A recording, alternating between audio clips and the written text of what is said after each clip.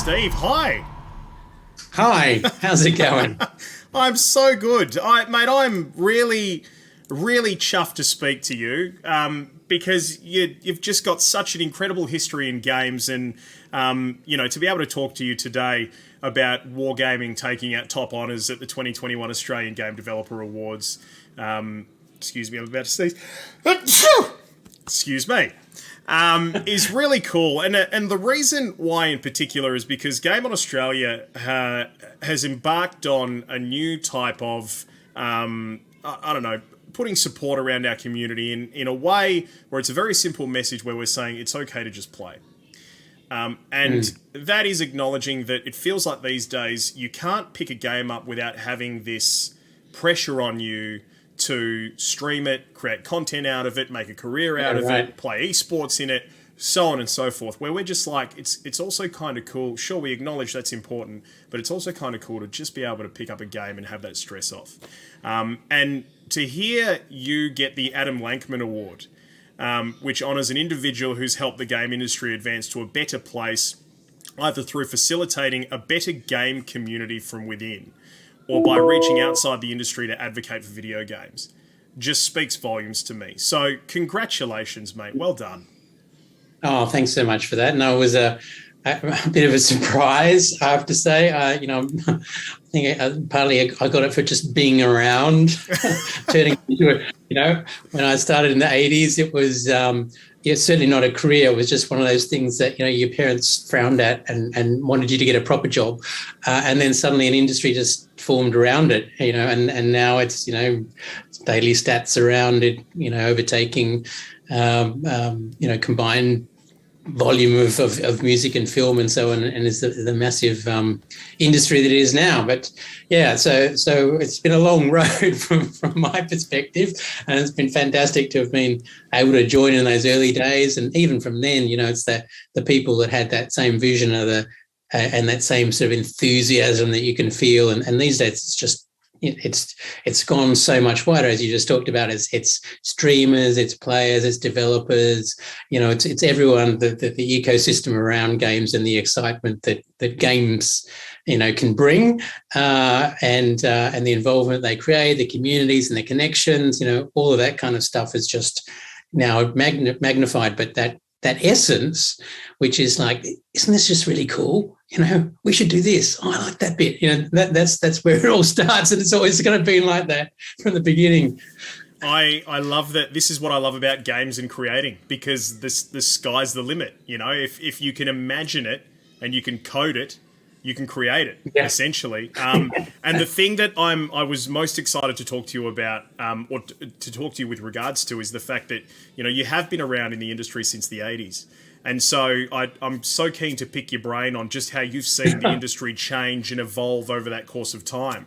But to give our audience an opportunity to get to know you, can you take us back to the beginning of your career? Where did you start? Gosh. Well, there's at the very beginning. There is so I think in those days, because when there's nothing around, then people just sort of make something happen. So if you think back as maybe a point of reflection, there were people who started what became the mod community, just by making something happen. Nobody told them how, they just sort of got hold of stuff, and then it became a thing. So even going back further than that, I got started because I was always into games, board games and so on. I did a computer science degree at UNSW, and then had some friends there, and it's like, yeah, we should do something. And then went off and sort of took my first graduate job with IBM, and was, enjoying that side of the programming engineering kind of side, but always had that sort of creative ideas streak. And so one of my friends from uni was working at what was then just the start and the beginning of a sort of a corner PC store. So they sold, in those days, it was the Apple II or the Commodore PET, I think, and then the early IBMs were just coming out. This is like mid 80s, and so they sold everything. And so then it was like, well, one day he saw this little thing stuck onto the window saying, "Oh, if anyone wants the job, we want to make a game for the America's Cup."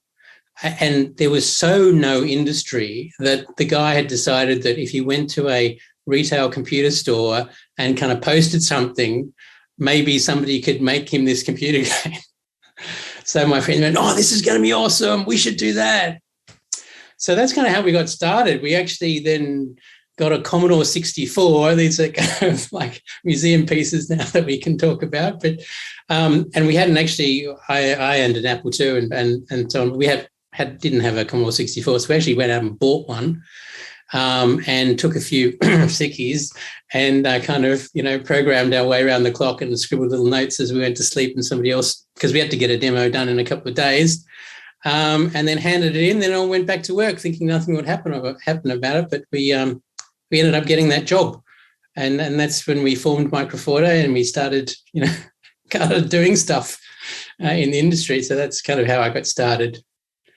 So you did create the America's Cup game for the Commodore 64. Yes, right. We did indeed. And did it take off?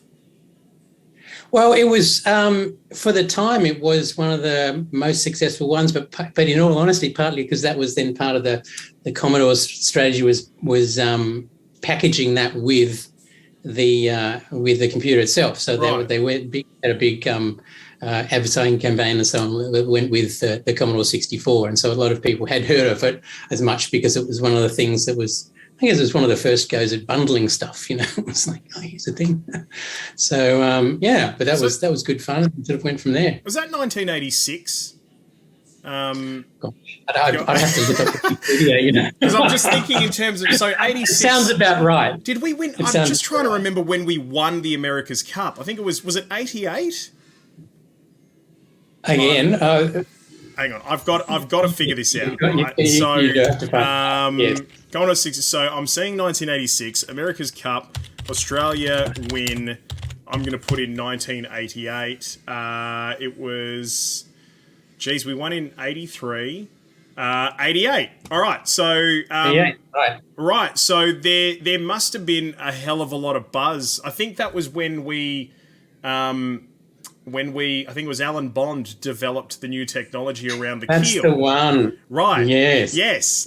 So there was, there must have been a real buzz. Does that ring a bell for you? Was there a buzz like a couple of years down the track? And were you still a part of that team as that was all happening? Yeah. There was definitely a buzz about that. Particularly, it was, it's a great example of how when it can reignite, suddenly we're all like, yeah, we're into yacht racing of giant maxi. Go for us. That was fantastic. Actually, one of the things I remember most about that was I've always admired people that can do those fantastic headlines for newspapers or just taglines, they're sort of almost like their brains are wired in a brilliant way. And one of my favourite ones was for the America's Cup. And the headline was 4-3-2-1, but it was spelt 4-3, numeral 2, and then WON, because Australia 2 won the America's Cup 4 races to 3. Oh, geez, that's clever, isn't it? That is clever. Yeah. I don't know why I still remember that, but anyway. It's funny what your mind hangs on to. It really is. Yeah. So America's Cup, the game, Commodore 64, it's taken off for you guys. You've found yourself in this industry. As that sort of waned, where have you moved on from there sort of through the 90s? So then, I guess we were a typical sort of small struggling studio, always looking for the next bigger thing. It was only a few years after, like when we used that as a moment to form Microphoto, it was only a few years after EA itself was founded. And I'm not sure when some of the others like Ubisoft were, but it was definitely in the super, super early days. And so that's when, again, EO was very open to new deals and affiliations. And one of the interesting ones from there was, and again, it sticks in my mind because, we have the cover of the America's Cup, or the packaging for the America's Cup game with a floppy disk that was actually floppy, was sort of said it all. And because it's got a picture of the four of us as developers on the inside cover. And they had this early vision that games were going to be so big, it was going to be like the music industry where people would follow like the band, right? They would follow. So we all start promoting the developers. You were rock stars, right. And I remember that was so short-lived because, of course, they actually did some promotional events, I remember, for some other games that they were making at the time around that era, and they promoted them. And people went, who are these guys? Like, people just cared about the game. Occasionally it was a name, but nobody really cared about it. They were just going to turn out in their bedecked fan glory to sort of hold their cigarette lighters up to the game developers. You know what's funny about that, though? Like, we do sort of live in a world now where there are some game developers that have gone beyond their games and are revered. Like, Hideo Kojima, for example. Yeah, absolutely. Yeah, he is a rock star, and his games are great. Don't get me wrong. Yeah. I've thoroughly enjoyed playing them, but for some reason, he's been elevated by the community beyond his games, and just the mere fact that he is Hideo Kojima, he's a rock star. Yeah. There's definitely a few of those, and I think we've all got our favourites, or the people who have stuck in our minds, whether it be, people like Will Wright as well. And I remember just recently, I think you guys were talking a bit about Psychonauts 2 coming out, was it? I seem to say, yeah, because again, Double Fine and those guys again have got such a design sort of sensibility going back to the original one, and all the stuff they've done has been along that side. So I'd say again, very much in that same sort of a vein, but. Maybe there's a few infamous ones. I don't know how people think of Gabe Newell in terms of industry. Gabe Newell is a funny one, and I feel like that's a topic for a whole other podcast that we could dive right into and spend a lot of time on personally. So you've moved through your career over that time, and you've seen the industry evolve and change, and you've ended up at Wargaming, and you're the head honcho, you're the general manager over there at Wargaming in Sydney. And we'll get to that, and we'll talk about the award and what it means to you and all of that sort of stuff, so on and so forth. But for you, who's been a part of the industry over, we're in 2021. So if you've been there since the 80s, then we're talking close to 35 or 40 years.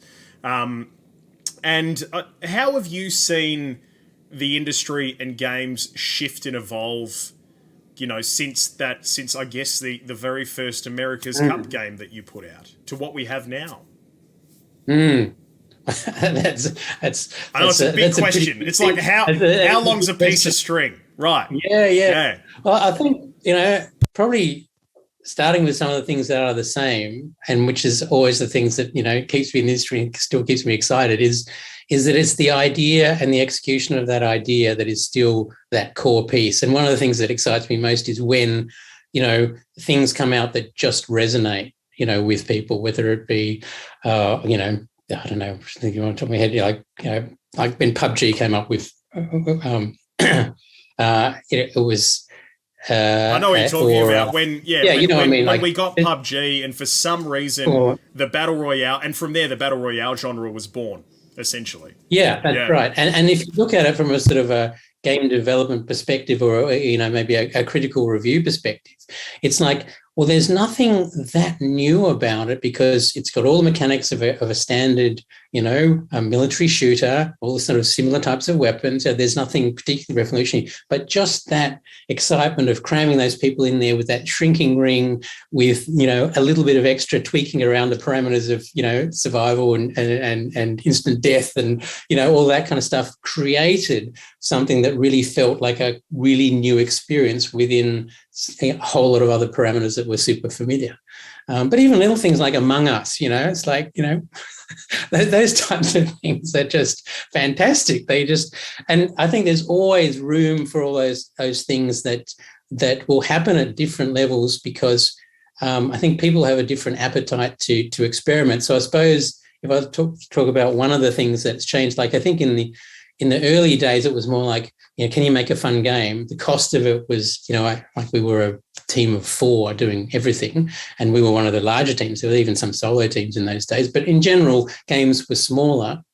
And so you could afford to take a bit more of a risk. Like, is this a good idea? Was more of a core thing about that. And of course, these days with the tens of millions, even, approaching hundreds of millions for some massive productions, it's so much of it is on we know so much about what our audience likes about this game. So production values and content, and we pump all these other things into it and tweak a few things around it. But it's a lot more of a known quantity. So to make it's a really big effort now to make even though everybody wants to do it, it's a really big task to make a new IP at a AAA level, because it sort of implies all the other things that people are sort of building on with it, with whatever your favorite sort of franchised IP is, that they're leveraging from all that known quantity and putting that all into everything from sound and graphics and art and content and etc., because they know what that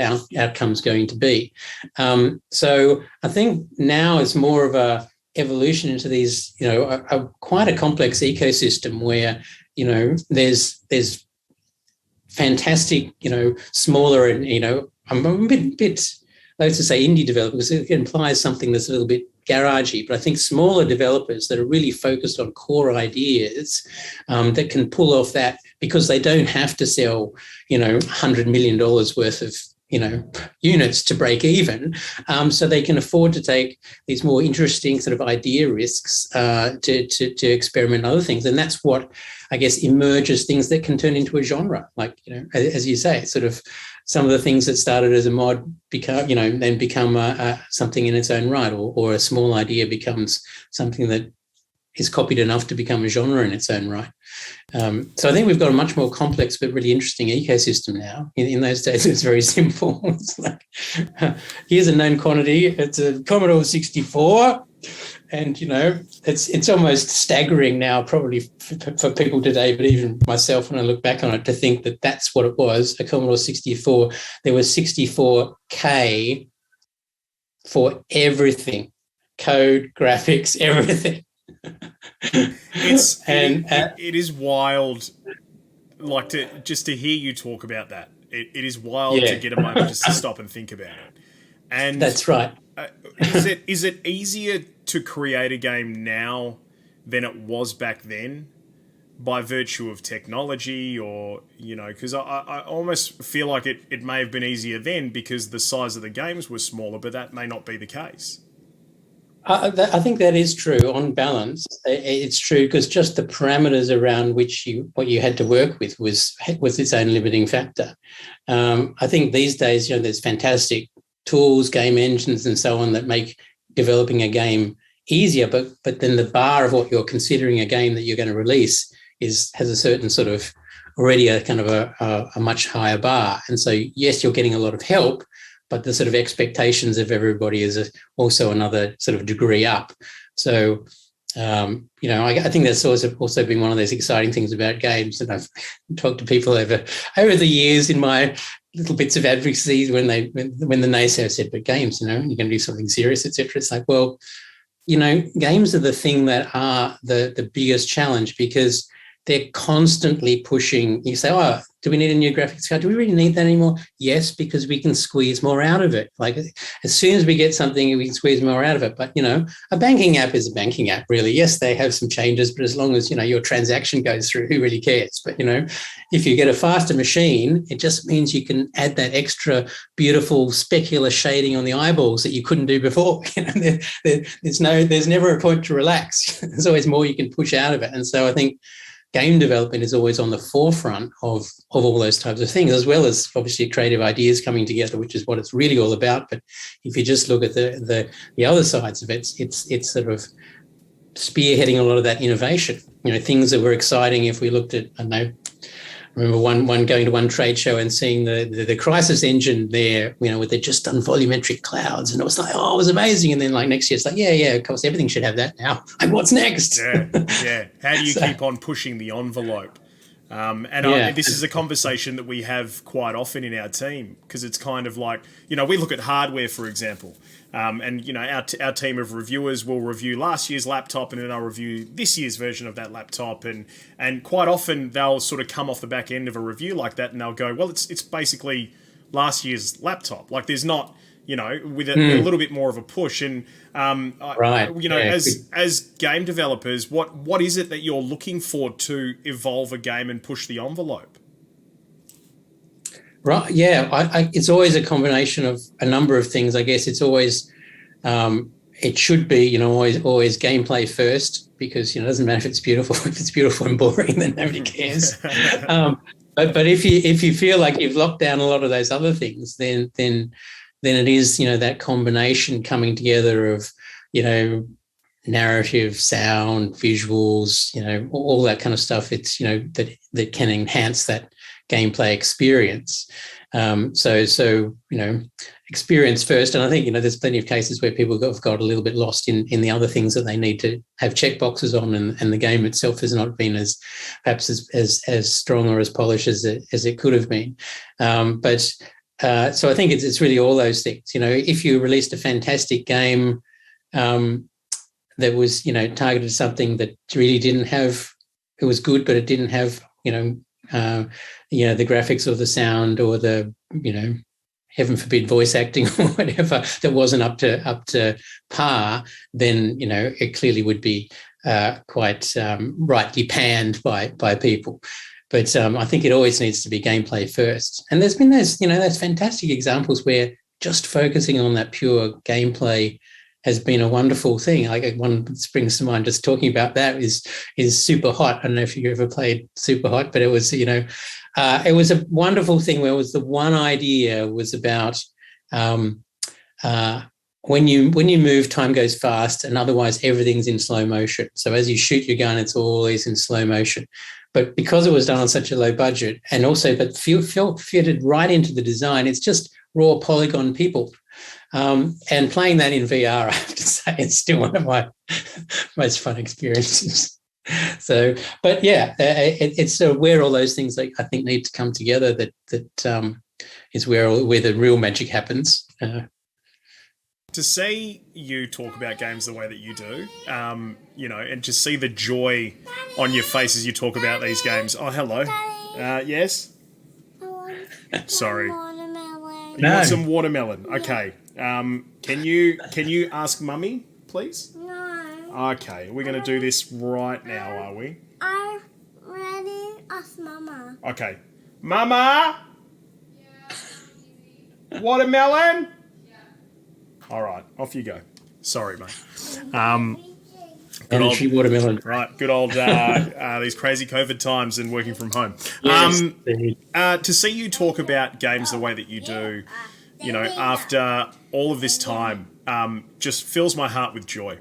And it just says to me that this is what our industry is about. To see that you can get, like close to 40 years of enjoyment and fun out of working in this industry just says to me that it's got such a bright future, and what we're doing means something.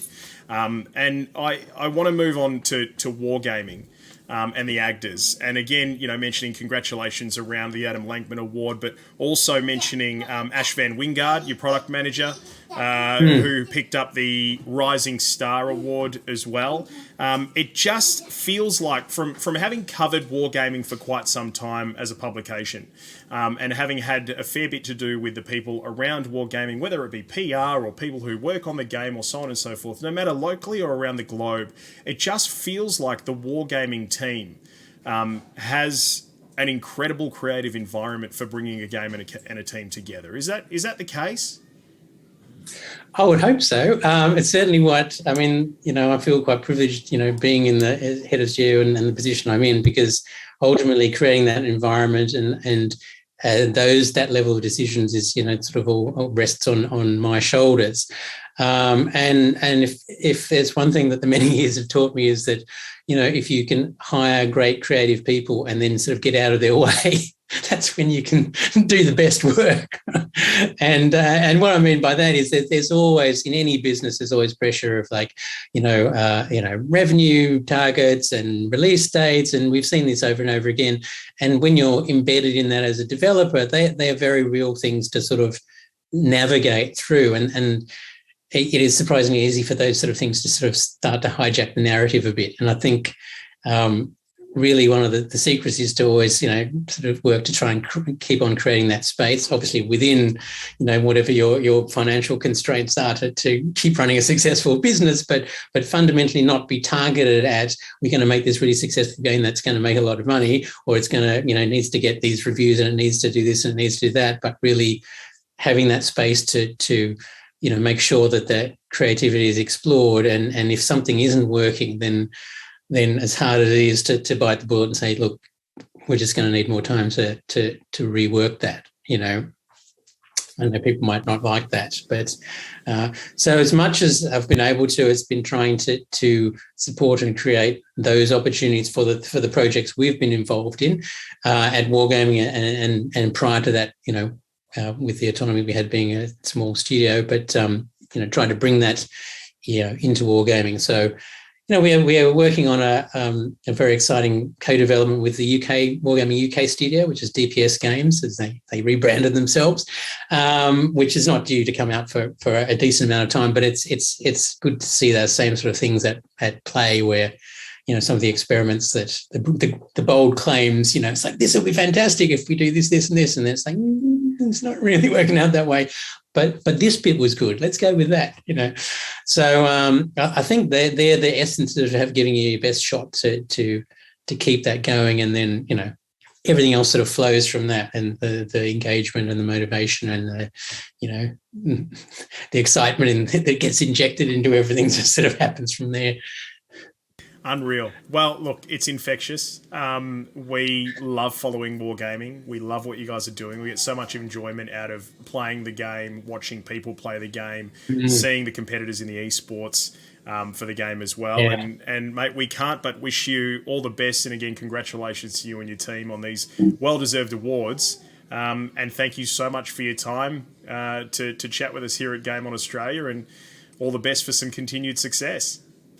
All right. Yeah, thanks a lot. Yeah, I didn't really talk much about the esports side of things, but that certainly has been one of the. I mean, I just need, if I could just have a quick plug for that, because well, it has been one of those fantastic things to see, that coming out of an idea that maybe we can create something around that, and having the different levels of competition and those 8 fantastic teams, and I think it's over 1 million view hours now of people who've been able to engage with that. And certainly for me, at my level of playing, I'm finding far more enjoyment at watching the experts on the playing field for that. But it is really good to be able to be behind that, and that's certainly another really strong area, I think, of growth in the industry as a whole. But fitting into the ecosystem we're talking about. But very, very exciting to be part of that. Well, that gives us a great opportunity to catch up again, mate, because I'd love to pick your brain over esports and how it's come into the ether, because you've been a part of this industry as it's appeared, out of virtually nowhere to become this crazy bastion of professional sporting entertainment, So very excited to get your thoughts on that a little way down the track. But again, thank you so much. I really appreciate your time today, Steve. You're a legend. Good on you. Thanks so much. It's been a pleasure.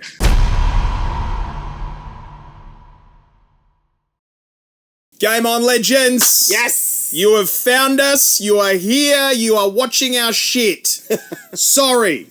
No, look, if for some ungodly reason you do really love it, click subscribe. It means that you get notifications and stuff when we upload more of this gear. So, yeah. I mean, that's really it. We have a heap of stuff going up all the time. So make sure you don't want to miss any of it. I mean, it won't put food on the table. We get that. It's not going to earn you money watching our things. It'll earn us money. We're not even monetized yet. No, we're not. That's how bad it is. But I don't know, mate. Just do us a solid, I guess. Please. Cheers. Cheers.